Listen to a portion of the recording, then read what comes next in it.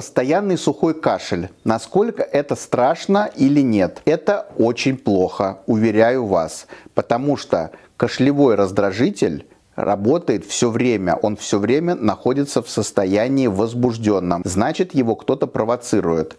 А провоцировать может раннее онкологическое заболевание, провоцировать может субатрофия задней стенки глотки, провоцировать может твое курение, провоцировать может быть погрешности в диете. Это острое, перченое, соленое, жареное, горькое. Провоцировать может работа эмоциональная, либо работа с вредностями. Вот все это является сильными провокаторами сухого кашля. Чтобы этому противостоять, нужно успокоиться и нужно обратиться к лор-врачу за консультацией. Он осматривает вас, ставит вам правильный диагноз и назначает необходимое лечение.